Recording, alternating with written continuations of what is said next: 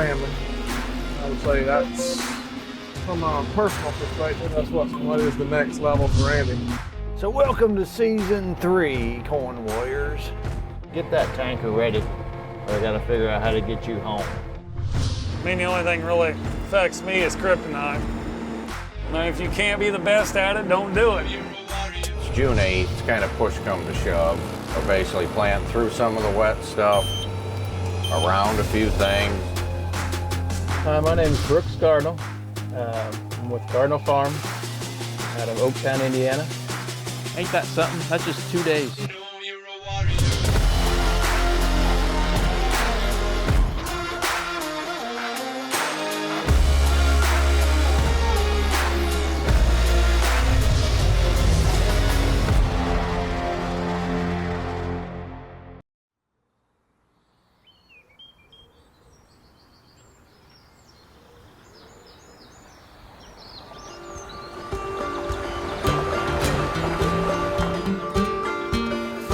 See the corn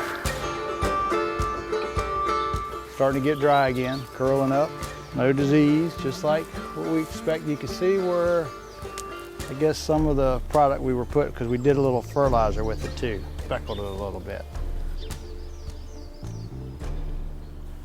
You know, we've been hot and dry. We haven't had a rain in like 2.5 weeks. Heat indexes have been over 100. Dry weather. Can't do much about that other than pray. And there's a lot of times I'm specific on my prayers. Good Lord, I'd like to have 1/2 inch of rain between 6 and 9, no wind. And we pulled tissue samples the other day. We're in good shape on nitrogen right now. But 3 weeks ago, we pulled a tissue sample. We were in much better shape. Pulled one last week, they've dropped. And if you notice, it's not because we don't have the fertilizer, just no water. Nitrogen moves with water, and if the plant it's not picking up water, it's not picking up fertilizer. That's why we're seeing some of the yellowing of the leaves on the tips, right in there, where things are starting to, well, that's a sucker there. So, well, most of the yellowing is on the suckers. So they're just dying out. The suckers have already happened before we did the spraying, so the spraying didn't affect any of that. Might help them stay alive. We typically spray with a helicopter. And when I sprayed this year with the Veltima and the Headline Amp, I stopped, checked things out, and we were getting coverage down to here. With a helicopter, when a grower's out there having aerial application done, the one thing they need to do is go out and ground truth to make sure the product's hitting the leaf where they want. Game plan is save 240 gallons. Put that on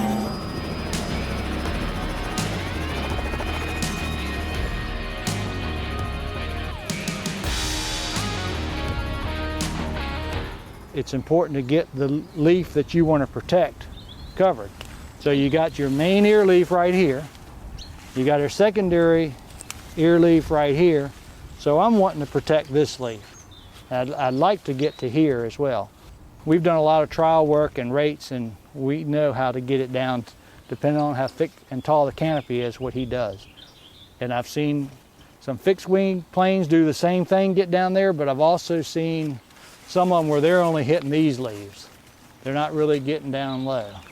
So for a grower, it's important for them to go ground truth, because they're writing a check. That stuff's not cheap. The chemistry, you're paying for that, you're paying for the crop dust, you're paying for the fertilizer. If we start getting a lot of rainfall, we may spray this again. And if I can keep the leaves disease-free, they're putting a lot of energy into those kernels.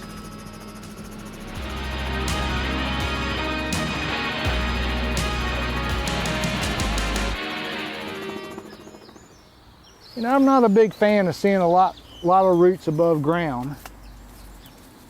This, I'd rather see if we could take this set off. Need somebody like Kevin Cobb here with all his strength to break these extra roots off. I don't mind seeing these here, these ones that are right at the ground level. There's usually about 7 sets of roots on there. And most of them are below ground.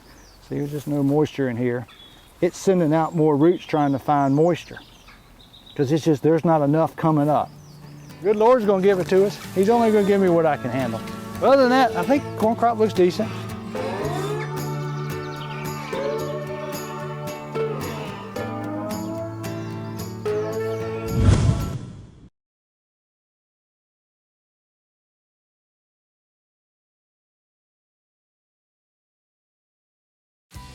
For over 65 years, Brandt has been helping growers achieve better results. We bring the very best plant health and fertilizer solutions to the farm. Through research and innovation, we help growers implement new practices that improve the quality and abundance of food, fuel, and fiber around the world. Brandt, professional agriculture. Visit brandt.co for more information.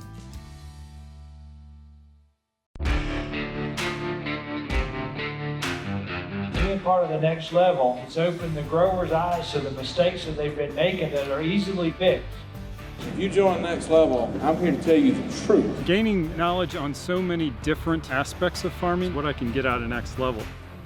We go to fields and actually show them the sins of what we've talked about in the winter. Now we can show, hey, if you tweak this a little bit more, some of that low-hanging fruit's just going to become available to you. We discuss yield maps, soil samples, tissue samples, how to set up a planter, how to set up a combine, when to spray, what to spray, how to spray, products to buy. We cover it all, so we teach them everything we know. We all enjoy farming, but if we don't make money, we're not going to be able to do that.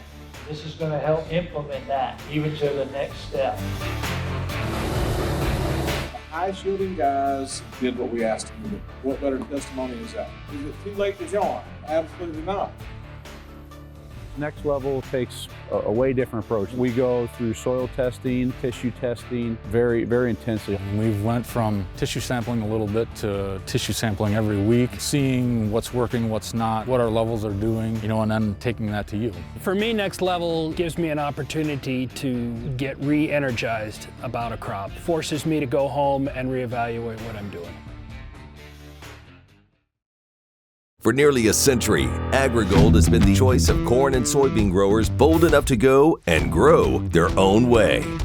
AgriGold brings the agronomic recommendations and resources growers expect from a larger seed company, combined with a first-hand, in-the-field understanding of the areas we serve. Our global breeding program and local yield results stack up against anyone when it comes to delivering at harvest. It's not luck, it's science. Be bold, go gold.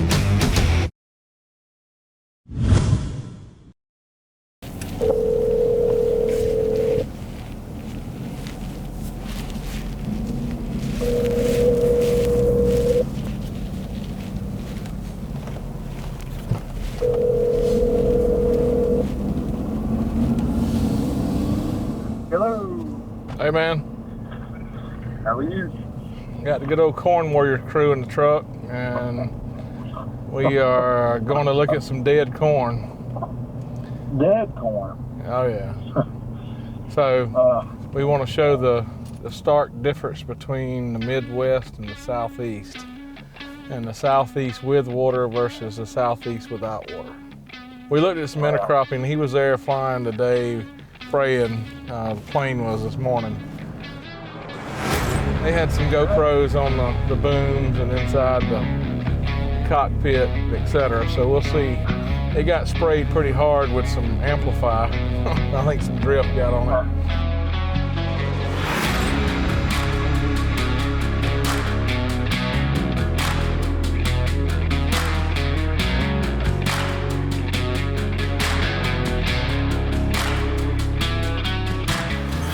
Controlling worms and insects. We have a problem with stink bugs and corn earworms.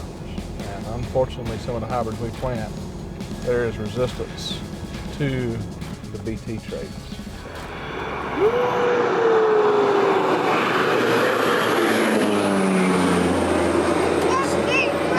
can see that plane? You close? How fast does it go? Look off the Here comes again. You jumped it in that airplane. You gonna come get that drone?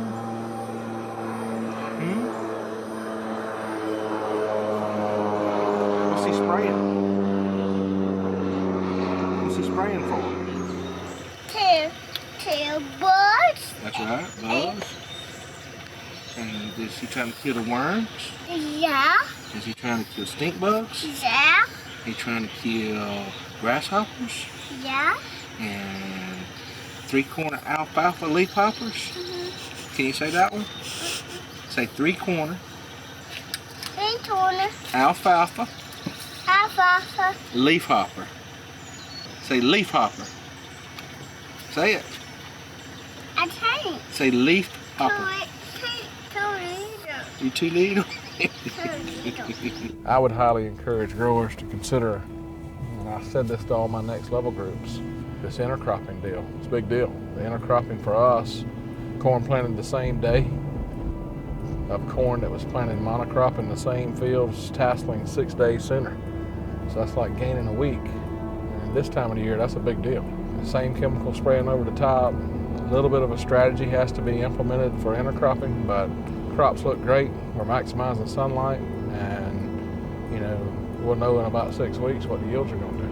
We'll be able to compare. We've got some fields that have foreign soybeans monocrop in the same field with corn that's intercropped, and we'll be able to tell what kind of yields were gained and lost. I know right now intercropping is maturing faster than the monocrop alone, so that's something the Midwest probably should be considering now.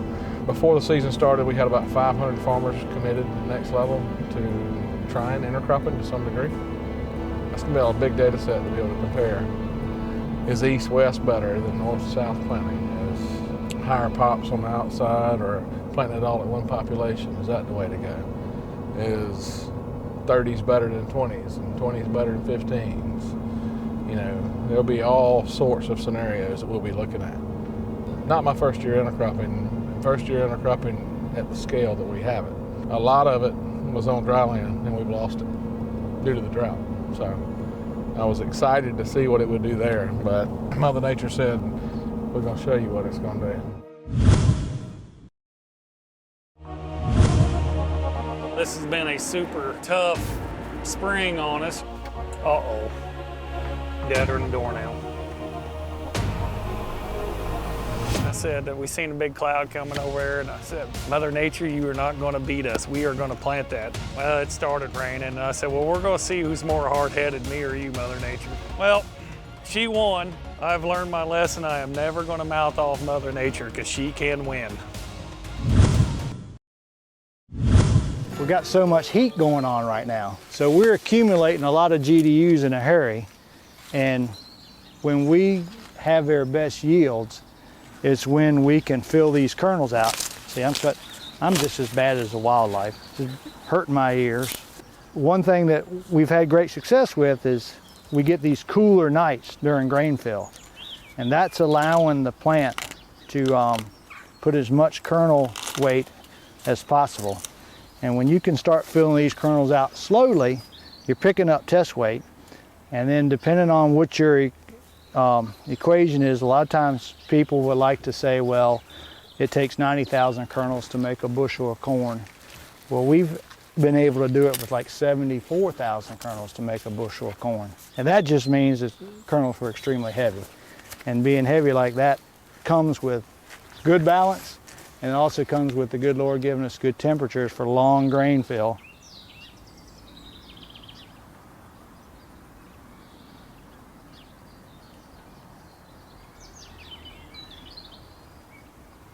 So it's 37 right there.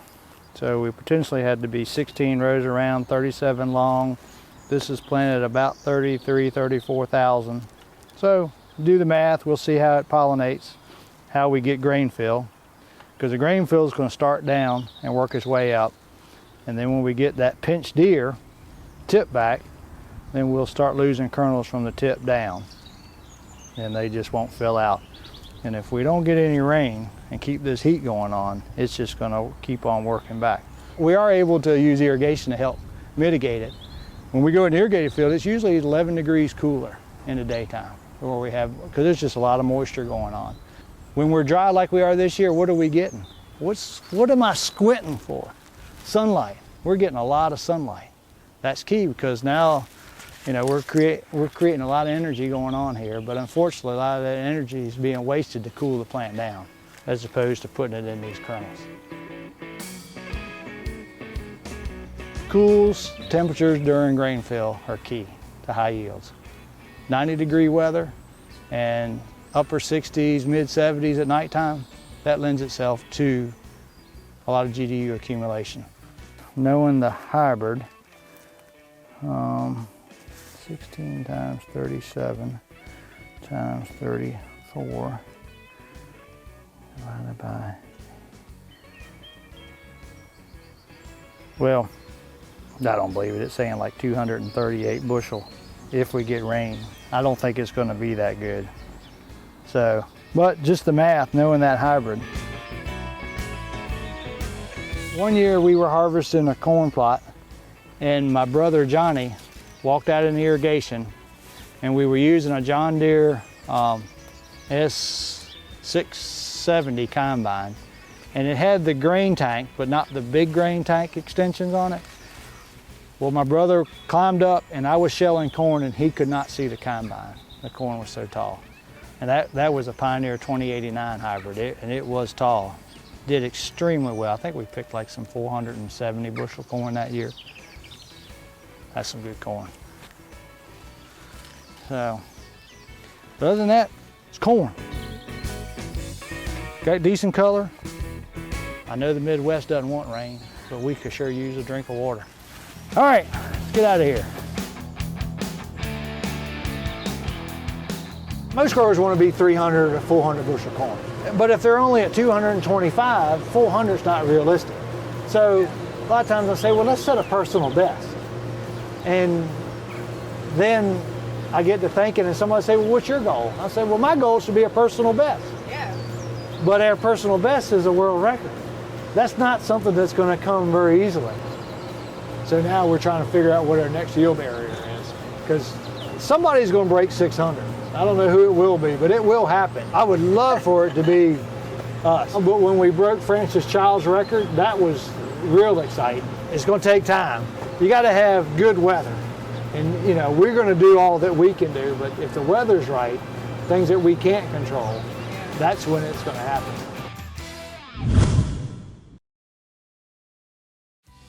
For over 65 years, Brandt has been helping growers achieve better results.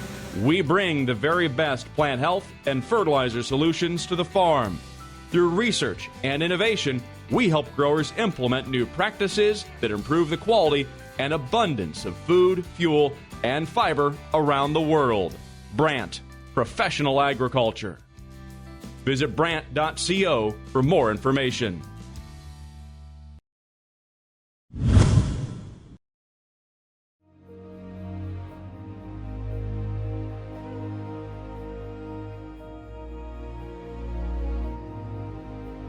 Weather markets are volatile.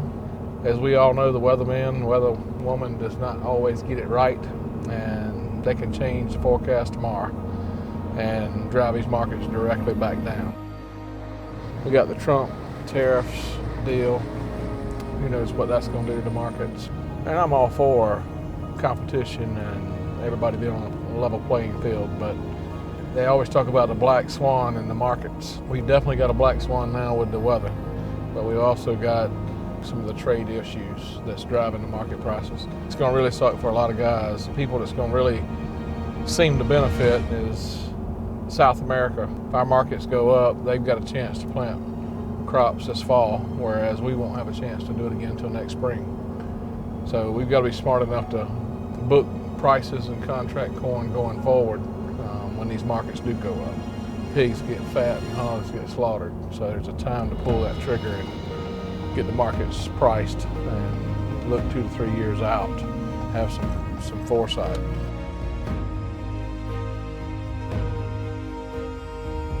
And hopefully the nutrients of the world and the people that dominate the fertilizer won't look at this as an opportunity just to price gouge and keep prices reasonable, because that's what happened in 08 and 12 and 13 when prices went to $8. Input costs went out of the roof, seed companies included, and chemical companies and fertilizer companies all went up.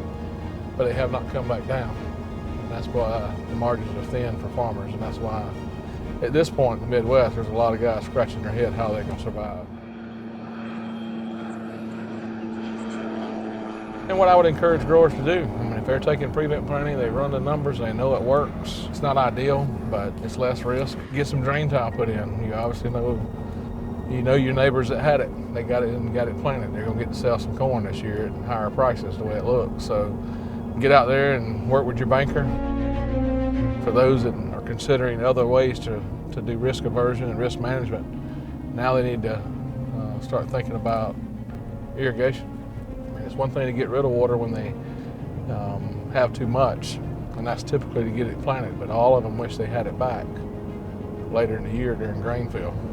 I'm about 70% irrigated, and that's what we've been doing on all the acres we can farm. And I can tell you, if the landlord will not let me I've been asking him, begging him, let me put in irrigation.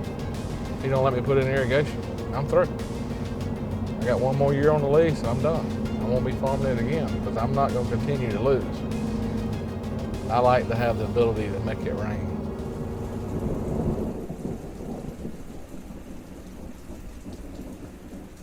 I don't think that if we got rain at this point, it would matter. It's bad, David. The dry land is bad. Bad. Well, the insurance already been out. They said, look, it's over. I says, well, I'm going to at least wait till it rains, and I'll hair it up then so we don't have a total dust storm. But I fully expect us to, totally come in and redo something. I don't know what that something's going to be yet, but it's not good, David. I know you thought I was exaggerating. It freaking sucks. The bad part is ain't none in sight. It won't matter if it does rain right here. It's over.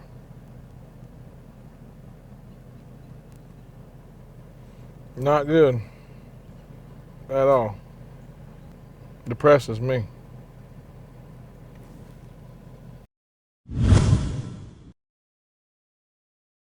Growers that are getting involved with the program, one of the first things I'll hear is, farming has never been more fun. Now I just can't wait until the next week where I'm going to pull another plant tissue test and start to see what's going on with my nutrient levels. We're trying to do things that benefit the farmer first. We're trying to put some power back in their hands. Their data is valuable and how they can be a better steward of their data and make higher yields. It was fun to go in and make people think differently. But what was even more fun was that when you see the light bulbs go off. For nearly a century, AgriGold has been the choice of corn and soybean growers bold enough to go and grow their own way. AgriGold brings the agronomic recommendations and resources growers expect from a larger seed company, combined with a first-hand, in-the-field understanding of the areas we serve. Our global breeding program and local yield results stack up against anyone when it comes to delivering at harvest. It's not luck, it's science. Be bold, go gold.